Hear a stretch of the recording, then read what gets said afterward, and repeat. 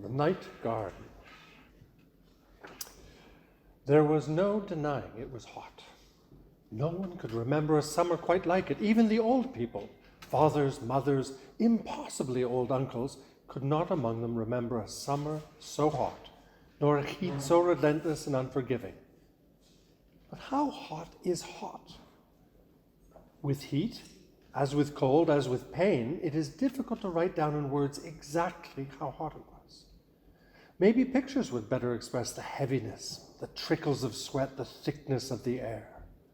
The entire atmosphere, it seemed, had turned to hot glue or to lava, liquid, molten, stifling. The dogs and cats sprawled in the patches of shadow they could find, their tongues hanging out of their mouths, limp, almost lifeless. It was a very hot summer. Now, usually in the summer, when the weather turned hot, there were things one could do. The first was to leave the city entirely for the cool lakes and quiet cottages where only the droning of the hungry mosquitoes disturbed your daydreams. To escape the mosquitoes, it was a simple thing to walk to the wooden dock, untie the rowboat, and pole yourself with either oar to the bug-free zone some 10 feet from the shore, where the rest of the day could be passed in relative contentment, with 1 foot trailing in the water for fish to nibble at. This summer, the cottage was not an option. The highways north were black with overheated cars, the beach was littered with baking bodies, and the bugs were daring and mean. Even far from the shore, the air was heavy and thick and hot and swarming with flies. The second option was to go to the basement. The lower in the house, the better. There the air was cool and moist and dank, and the treasures of past childhoods poked out of the torn corners of cardboard boxes to be explored. Glassy-eyed dolls, frayed teddy bears, yellowing books. But this summer, the basement was out of the question. It was stuffy. It was stifling. It was sultry, and it was just not suitable. But what then? No one had ever known a summer so hot. What could be done to escape the dreadful summer heat? No one could eat, it was so hot. No one could move, it was so hot. No one could sleep, it was so hot. No one could think at all. The heat was just too ever-present, too overpowering. Well, in a word, hot.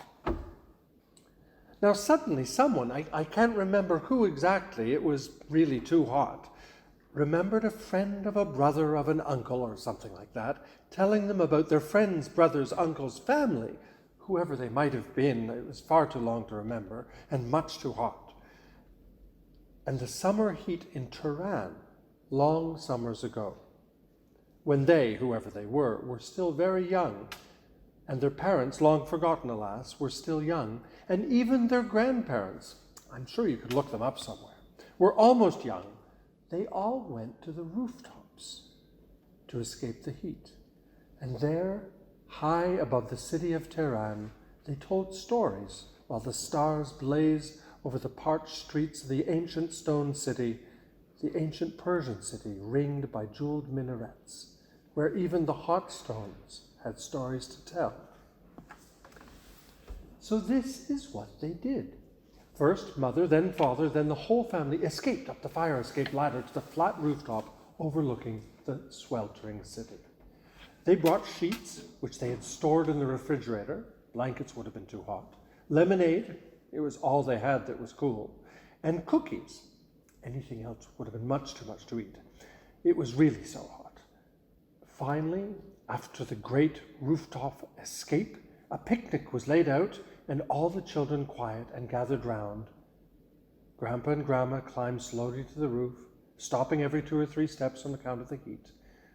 When Grandpa and Grandma had chosen a place by the picnic basket and Grandpa had taken a long sip of lemonade, Father began to tell the first story, a story about the magic night gardens of ancient Persia. In Persia, it seems, said Father quietly, where my older brother was once the vice-consul and advisor to the Shah, gardens were not what we would imagine them to be today. What do we think of when we hear the word garden?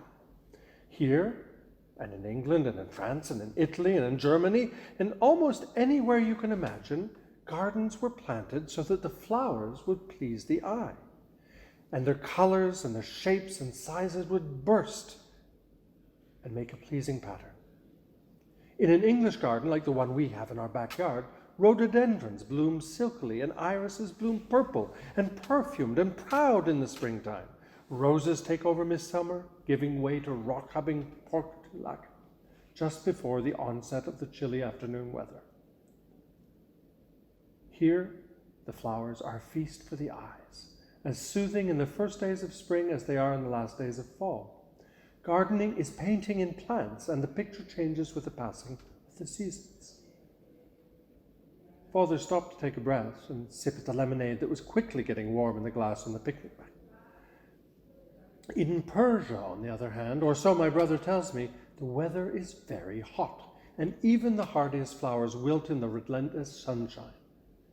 Flowers bloom for a single day, and then they fall to the ground from heat exhaustion.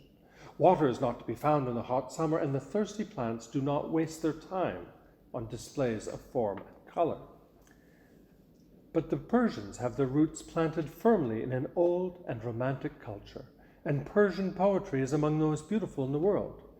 Anyone who's read the poems of Omar Khayyam, who was known in his own time and his own country, not as a poet but a mathematician, will believe me when I say that Persian poetry rivals that of our own Shakespeare.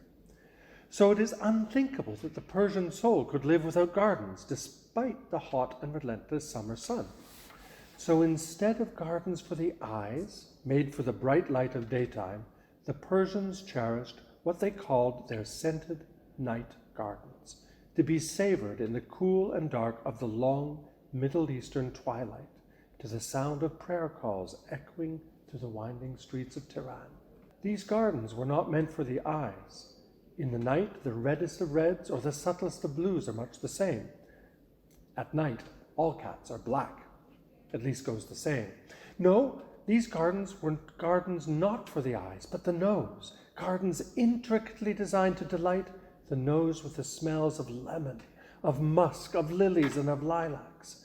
And there, high above the city, on the rooftops of Tehran, lovers would walk hand in hand among the green plants with their eyes closed, following the noses from one end of the scented garden to the other, swept along by the heavy, perfumed air of the hot Persian night. And there, with their eyes closed, the scented garden was the very definition of love. The purple sunset had given way to a deep blue twilight. The lights of the city twinkled below them in the haze like thousands of earthbound stars, and the air outside was heavy and thick with the smell of pavement that rose from the streets like musk.